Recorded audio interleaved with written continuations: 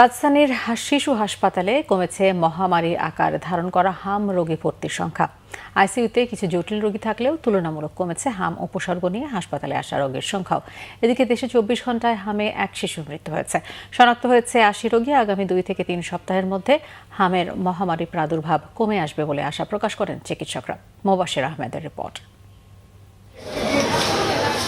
গেল প্রায় ১.৫ মাসে ঢাকাসহ সারা দেশে মহামারী রূপে হাম। প্রতিদিনই বাড়ছে আক্রান্ত, মৃত্যু ও ভর্তি রোগীর সংখ্যা। তবে রাজধানীর শিশু হাসপাতালে হাম উপসর্গ নিয়ে ভিড় করা রোগীর সংখ্যা মার্চ মাসের চেয়ে কম দেখা গেছে। সুস্থ হয়ে ফিরে যাচ্ছেন অনেকে। ভর্তি হয়েছে বৃহস্পতিবারে, আমার রোগী এখন সুস্থ। এই তো আর কি, আজকে আমাদের ছাড়পত্র দিয়ে দিবে।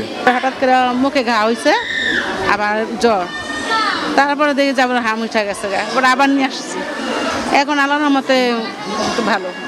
ভাইরাসটির বিরুদ্ধে মানুষের দেহে ইমিউনিটি তৈরি হতে শুরু করেছে জানিয়ে চিকিৎসকেরা বলছেন, শুধু শিশুদেরই নয়, বয়স্ক, রোগ প্রতিরোধ ক্ষমতা কম বা অন্য কোনো জটিল রোগে ভুগছেন এমন মানুষও হাম আক্রান্ত হওয়ার সম্ভাবনা রয়েছে।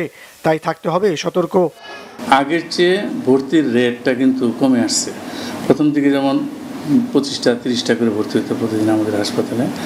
পরশুদিনও ছিল ১৬ জন, কিন্তু গতকালকে আমি দেখলাম 4 জন বা 5 জন এরকম ভর্তি হয়েছে।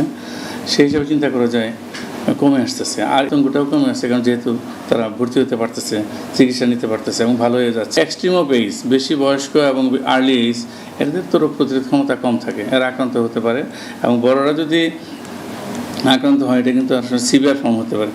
টিকাদান কার্যক্রম চলমান থাকলে হাম দ্রুতই নিয়ন্ত্রণে চলে আসবে বলে আশা চিকিৎসকদের। মোবাশ্বের আহমেদ, বাংলা ভিশন, ঢাকা।